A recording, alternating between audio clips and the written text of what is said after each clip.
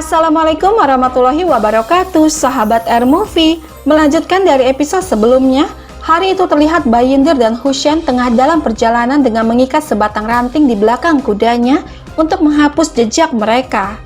Dan di sisi lain, Turgut dan pasukan Alpennya terus berlari untuk menuju medan pertempuran bersama utusan dari Ghazan-Han. Beberapa saat kemudian, di medan perang, terlihat dua kubu yang sudah siap untuk pertempuran.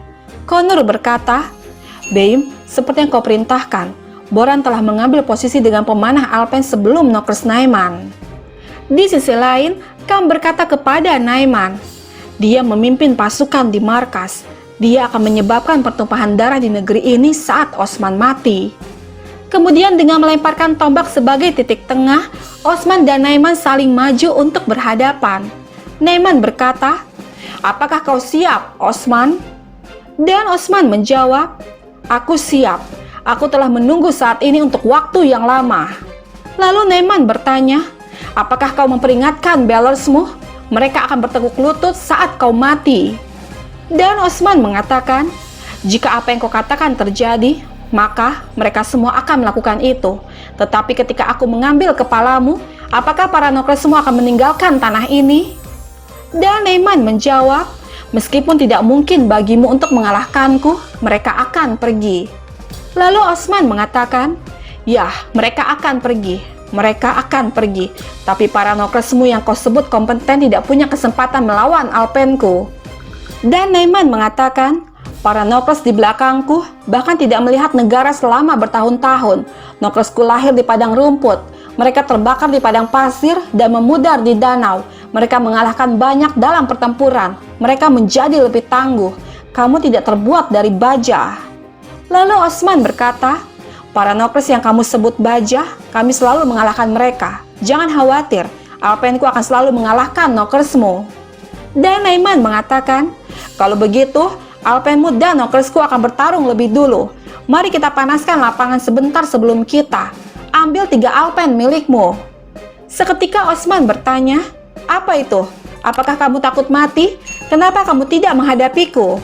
Dan Naiman menjawab, "Aku akan melihat Nokresku meruntuhkan Alpenmu." Lalu Osman mengatakan, "Baiklah." Di sisi lain, Ismihan yang tengah mengawasi mereka dari balik semak, Caleli berkata, "Fede Sultan, maafkan aku, tapi bahkan Sultan Aladin membuat kesepakatan dengan Osman Bey dan bersekutu dengannya. Kenapa kita tidak di lapangan?" Dan Ismihan menjawab, "Itu masalahnya, Caleli. Sementara aku berpikir bahwa Osman membantuku dengan tulus dan dia melindungiku, tetapi dia merencanakan gerakan tersembunyinya. Dia selalu mendapat keuntungan. Pertama, mereka membawa Sultan di belakang mereka, dan kemudian mereka menulis surat kepada Ghazan-Han. Tapi, tidak ada yang bisa menggunakanku, Caleli. Aku yang menggunakan mereka. Mulai sekarang, bahkan jika dia menjadi yang paling berharga di negeri ini, dia tidak bisa lebih dari penjepit di tanganku." Sahabat, kita beralih sejenak ke Bala dan Hatun lainnya yang telah berhasil memasuki terowongan bawah tanah untuk menuju benteng Marmaracik. Bala berkata, "Saudari, berhati-hatilah. Kita tidak akan bergerak sampai Aktemur dan Alpen tiba di halaman." Melihat Alcicek melakukan sesuatu, Malhun bertanya, "Apa yang kau lakukan, Alcicek?" Dan Alcicek menjawab, "Ada tali di bawah batu ini akan membuka pintu." Kemudian dia pun mulai menarik tali itu hingga membuat pintu terbuka, dan dengan sigap, Bala menghabisi para Nokres penjaga. Kembali lagi ke Osman, satu persatu mereka mulai berkata, "Beim, aku tahu semua tipuannya. Biarkan aku menghancurkan mereka. Beim, jika kau mengizinkanku, aku ingin bertarung untukmu. Beim, izinkan aku bertarung untukmu. Beim, izinkan aku menghancurkan mereka seperti singa. Beim, izinkan aku untuk menyerang mereka seperti serigala. Beim, izinkan tongkatmu menumpahkan darah kafir." Lalu salah satu kesatria berkata, "Osman Bey, kau selalu memilih Alpen. Biar kutunjukkan padamu bagaimana para Bey bertarung. Biarkan aku membawa semua orang kafir ke hadapanmu." Kemudian Osman berkata, "Bayram Bey, Konur, Turhan, ikut denganku." Naiman juga memerintahkan 3 panglimanya untuk berduel dengan para kesatria Turki. Kemudian satu persatu mereka mulai maju untuk bertarung. Dengan mudah, Connor menghabisi salah seorang Knockers. Begitu juga Turhan, dengan beberapa tebasan dia menghabisi salah satu komandan pilihan Naiman. Namun sayangnya, Berambe harus gugur dalam pertarungan tersebut. Namun tanpa meninggalkan tugasnya, dia berhasil membunuh lawannya. Dan dengan mengucapkan kalimat syahadat, dia pun menghembuskan nafas terakhirnya di medan pertempuran. Di sisi lain, dengan penyamaran, Aktemur dan para Alpen lainnya berhasil memasuki benteng. Kemudian pertarungan pun terjadi di sana. Secara tersembunyi, Bala, Malun, dan pasukan saudari lainnya melontarkan anak panah ke arah para Knockers, dan itu membuat para Alpen dari suku Kargin menjadi bingung dan bertanya-tanya dengan bantuan rahasia yang dilontarkan dari atap benteng. Di samping itu, Turgut menyerahkan tugasnya kepada Komandan Bagatur untuk menghentikan Naiman, sementara dirinya dan pasukan Alpen lainnya pergi untuk misi yang lain.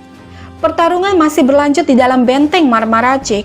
Untuk menjawab semua pertanyaan para Alpen, Archicek pun keluar menunjukkan diri untuk melawan para musuh dan tetap menjaga serangan rahasia yang dilakukan oleh para Hatun Kai. Hingga pertarungan pun berakhir dan kemenangan jatuh kepada Aktemur dan suku Kargin. Dengan izin Allah, mereka pun berhasil merebut kembali benteng Marmaracik dari tangan Naiman tanpa sepengetahuan dirinya. Kembali ke medan pertempuran, Chaleli berkata, "Kemenangan siapa yang lebih menguntungkan kita, Frede Sultan?" Dan Ismihan menjawab, "Apa bedanya? Siapapun yang bertahan akan menjadi lemah setelah pertempuran. Siapapun yang menang akan dipenjara olehku. Akulah satu-satunya pemilik tanah ini." Setelah berhasil mengalahkan 3 musuhnya, kini saatnya Osman dan Naiman saling berhadapan tanpa pasukan maupun Knockers. Inilah duel yang ditantang oleh Naiman. Namun dengan permainan curangnya, dia melemparkan sebuk racun ke mata Osman hingga membuatnya tidak bisa melihat. Dan saat Naiman hendak memenggal kepala Osman, seketika Osman menangkis serangan tersebut. Dan dengan sikap curangnya lagi, Naiman memanggil semua pasukan Knockersnya untuk menyerang. Sahabat, bergabungnya terus bersama kami untuk mengetahui kisah selanjutnya.